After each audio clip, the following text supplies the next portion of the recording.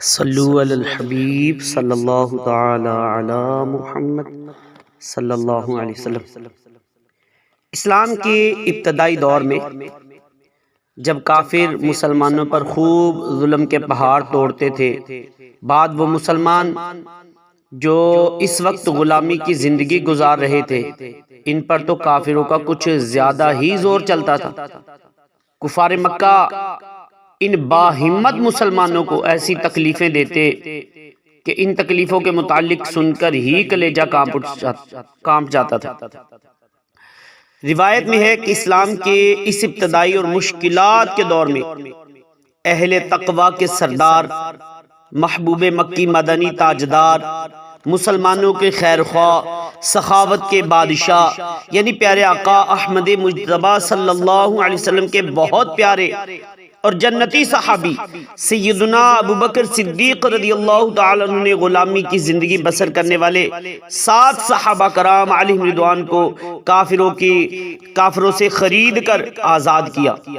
محمد بن اسحاق رحمۃ اللہ تعالیٰ علیہ بیان کرتے ہیں کہ مؤذن رسول سیدنا بلال رضی اللہ تعالیٰ عنہ قبیلہ بنو جماح کے غلام تھے، جو دوپہر کے وقت جب سورج کی تپش خوب زوروں پر ہوتی، بدبخت کافر امیہ بن خلف سیدنا بلال حبشی رضی اللہ تعالیٰ عنہ کو ریتلے میدان میں لٹا دیتا، پھر آپ کے سینے پر بڑی چٹان رکھنے کا حکم دیتا تاکہ حرکت نہ کر پائیں۔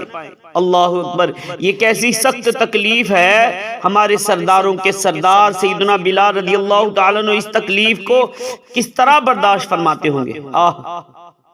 سورج کی گرمی سے جسم کی چربی پگھلتی ہوگی، جلد مبارک جلس جاتی ہوگی، مگر قربان چاہیے ایسی سخت تکلیف کی حالت میں بھی سیدنا بلال رضی اللہ تعالیٰ عنہ ایمان پر ثابت قدم رہتے۔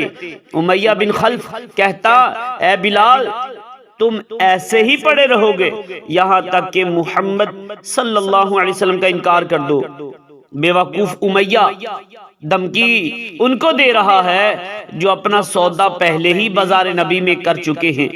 اسے معلوم نہیں تھا کہ غلامان محمد جان دینے سے نہیں ڈرتے، یہ سر کٹ جائے یا رہ جائے پرواہ نہیں کرتے۔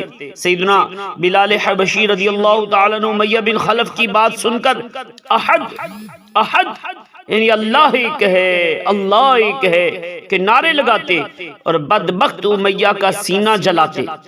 ایک دن کفار سیدنا بلال حبشی رضی اللہ تعالیٰ عنہ کے ساتھ یہی برتاؤ کر رہے تھے کہ سیدنا ابوبکر صدیق رضی اللہ تعالی عنہ آپ کا وہاں سے گزر ہوا۔ آپ رضی اللہ تعالی عنہ امیہ بن خلف کو مخاطب کر کے فرمایا، اے امیہ کیا تم بلال کے معاملے میں اللہ پاک سے نہیں ڈرتے؟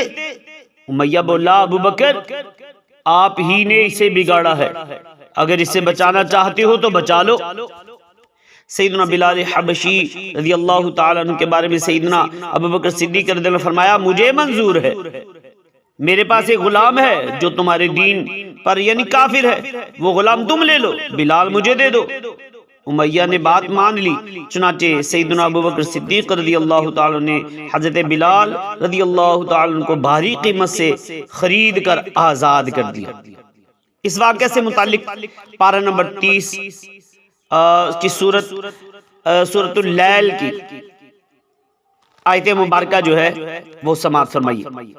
سیدنا ابوبکر صدیق رضی اللہ عنہ شان عظمت بیان کرتے ہوئے اللہ پاک ارشاد فرماتا ہے، وَسَيُجَنَّبُهَا الْأَتْقَى الَّذِي يُؤْتِي مَالَهُ يَتَزَكَّى۔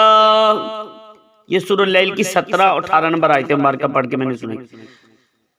ان قریب سب سے بڑے پرہیزگار کو اس آگ سے دور رکھا جائے گا جو اپنا مال دیتا ہے تاکہ اسے پرہیزگاری ملے۔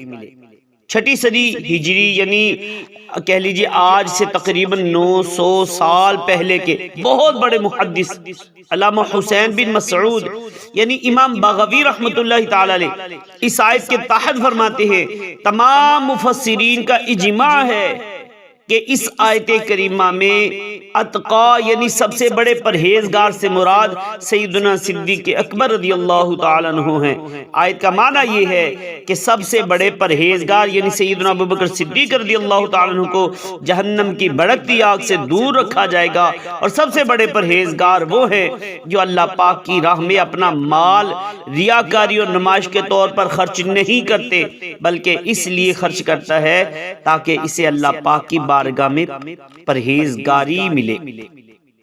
تفسیر صراط الجنان میں ہے کہ ان دو آیات سے سیدنا ابوبکر صدیق رضی اللہ تعالیٰ کے 6 فضائل معلوم ہوئے۔ نمبر 1، سیدنا ابوبکر صدیق رضی اللہ تعالیٰ عنہ سے دنیا میں کوئی گناہ سرزد نہ ہوگا، یعنی آپ گناہوں سے محفوظ ہیں۔ نمبر 2، سیدنا ابوبکر صدیق رضی اللہ تعالیٰ عنہ کو جہنم سے دور رکھا جائے گا۔ نمبر 3، سیدنا ابوبکر صدیق رضی اللہ تعالیٰ عنہ جنتی ہیں۔ نمبر 4، سیدنا ابوبکر صدیق رضی اللہ تعالیٰ امت مصطفیٰ میں سب سے بڑے متقی اور پرہیزگار ہیں۔ نمبر 5، سیدنا ابوبکر صدیق رضی اللہ تعالیٰ عنہ آپ کے تمام صدقات اور خیرات اللہ پاک کے ہاں مقبول ہیں۔ نمبر 6، سیدنا ابوبکر صدیق رضی اللہ تعالیٰ عنہ اعلیٰ درجے کے اخلاص والے ہیں کہ آپ کے اخلاص کی گواہی اللہ پاک نے دی ہے۔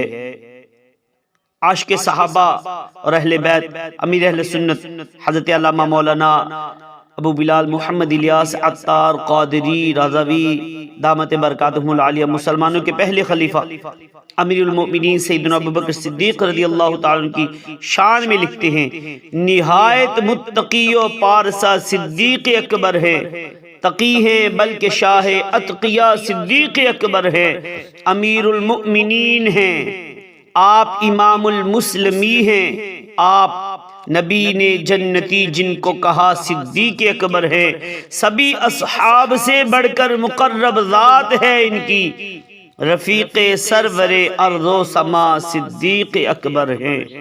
صلو علی الحبیب صلی اللہ تعالی علی محمد صلی اللہ علیہ وآلہ وسلم۔